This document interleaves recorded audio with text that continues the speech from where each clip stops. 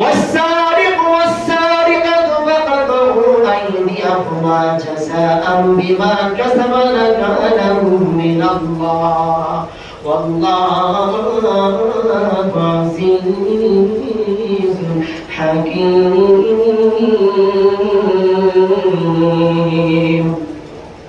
আল্লাহ রাব্বুল আলামিন কুরআনুল কারীমের মধ্যে আমার আল্লাহ রাব্বুল আলামিন চোর মানুষদের সম্পর্কে আল্লাহ ঘোষণা করে দিলেন, ও পৃথিবীর মানুষ, তোমাদের মধ্যে যারা চুরির মধ্যে নিমজ্জিত হয়ে যাবে, যারা চুরির মধ্যে লিপ্ত হয়ে যাবে, তাদের সম্পর্কে আমার আল্লাহ কুরআনের মধ্যে ঘোষণা করে আমার আল্লাহ পাকের আইনগুলো জারি করে দেন। চোরদেরকে কেমন শাস্তি দুনিয়ার মধ্যে দেওয়া লাগবে, আখিরাতের মধ্যে তো শাস্তি নির্ধারণ রয়েছে, আর দুনিয়ার মধ্যে কেমন শাস্তি আমার আল্লাহ পাক রব্বুল আলামিন ঘোষণা করে দিলেন।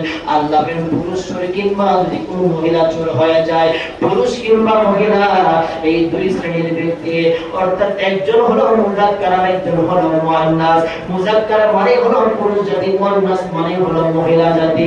এই দুইটা জাতি যদি দুনিয়ার মধ্যে কোনো একটা জাতি যদি চুরির মধ্যে লিপ্ত হয়ে যায়, আমার আল্লাহ পাকের ঘোষণা, কোরআনের আইন, আমার আল্লাহ ডাক দেবে, বান্দারা যদি পুরুষ হয়ে তার হাতের কবজি তোমরা কেটে দাও, যদি মহিলা হয়ে সমাজের মধ্যে চুরির মধ্যে লিপ্ত হয়ে যায়, আমি আল্লাহ পাক তোমাদেরকে ঘোষণা করে দিলাম, ওই মহিলার হাতের কবজি তোমরা সমাজের মধ্যে কেটে দাও। চিৎকার করে বলে আমরা আল্লাহু আকবার।